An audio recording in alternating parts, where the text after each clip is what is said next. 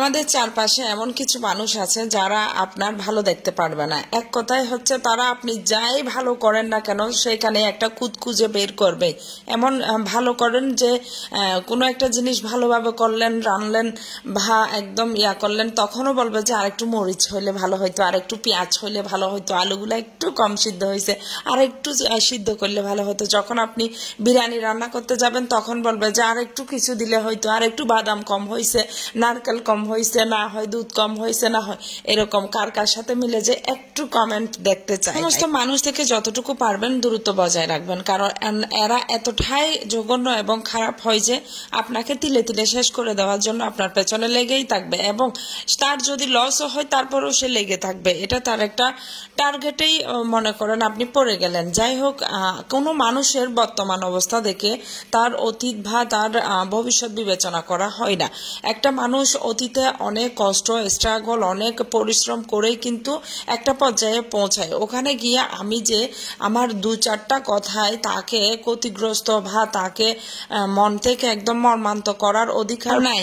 তাই কাউকে দেখে মাত্রই আপনি একটা কথা বলতে যাবেন না। তার সাথে মিশবেন, তাকে দেখবেন, তার সবকিছু বুঝবেন, তারপরে একটা কথা বলবেন। আপনি দেখলেন একটা কথা বলে দিলেন, তার মনে অবস্থাটা না বুঝে এভাবে বলাটা কিন্তু এক ধরনের অসভ্যতার মধ্যেও পড়ে যায়। তো ভালো মানুষেরা কখনোই আপনার দোষগুলা ধরবে না, আপনার গুণগুলাই তুলে ধরবে এবং আপনার দোষগুলা লুকিয়ে আপনাকে শুধরানোর পরামর্শ দিবে।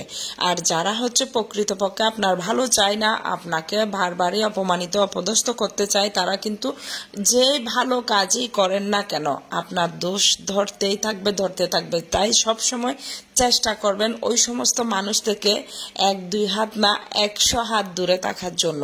তো যাই হোক, আমার রান্নাবান্না চলতেছে। আমার রান্নাবান্নায় আজকের দেখেই তো পেলছেন প্রথমে আলু ভর্তা, কারণ আজকে অনেকদিন ধরে আলু ভর্তা খেতে মন চাচ্ছে, আলু ভর্তা বানিয়ে ফেললাম। আর যেটা খেতে মন চাইবে সেটা খেয়ে ফেলাই উচিত, কারণ কয়দিনের দুনিয়া, আজকে আছি কালকে নাইও হইতে পারি। তো আমারও যে সময় যেটা খেতে ইচ্ছা হয়, বিশেষ করে আমি যেগুলো আর কি ভর্তা এই সেই এগুলাই খাই বেশি, এগুলাই খাবার। আবার আমি মাছ মাংস এই সেই এগুলা না খেয়ে মরলেও আমার টেনশন থাকবে না, যদি কোনো একটা ভালো ভর্তা যদি বানিয়ে না খাই সেটা কিন্তু টেনশন থেকে যায়। আর কিন্তু বেলা শেষে ভর্তা টর্তা এগুলা করতে কিন্তু কষ্ট হয়, রান্না করতে খুব একটা কষ্ট হয় না। আমার কাছে ভেজাল লাগে, আমি জানি না কার কাছে ভেজাল লাগে। তো ডিমগুলা রায়হানের জন্য বুনা করতেছি, সে এভাবে ডিম বুনা অনেক পছন্দ করে। তো যাই হোক, আমার আগের বাসার ভিডিওগুলাই আমি এখন এডিট করতেছি। আগের বাসাটা দেখলে মনের ভিতরে একটা মোচড় মেরে উঠে। আমার মনে হয় যে কেন ছাড়লাম, মনে হয় না ছাড়লেই ভালো হইতো।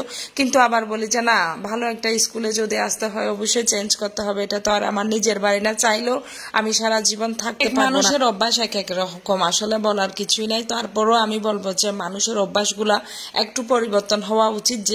যে অভ্যাসগুলা খারাপ, যে অভ্যাসগুলো অন্যকে কষ্ট দেয়, অন্যের একদম মানে কি বলে সম্মানে হানি আনে। তো যাই হোক, আমরা মিশতে গেলে অনেক ধরনের মানুষের সাথে মিশতে হয়, আসলে কষ্ট পেলেও মিশতে হয়। তবে সেই সমস্ত মানুষ থেকে আমি সবসময় দূরে থাকার চেষ্টা করি, যে সমস্ত মানুষগুলো আমার উপরে এসে আরো বেশি কষ্ট দিয়ে যায়।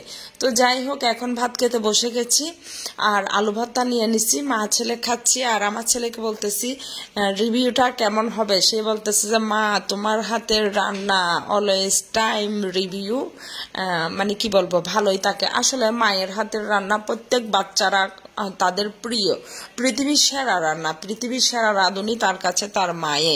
আমার কাছে আমার মা, আপনার কাছে আপনার মা, আর আমার সন্তানের কাছে তার মা। এটা আসলে স্বাভাবিক। তো যাই হোক, ভালো থাকেন, সুস্থ থাকেন, আর আমাদের জন্য দোয়া রাখেন। আর আমি যেন এই সমস্ত মানুষ থেকে দূরে থাকতে পারি সেজন্যই দোয়া রাখবেন। আল্লাহ হাফেজ।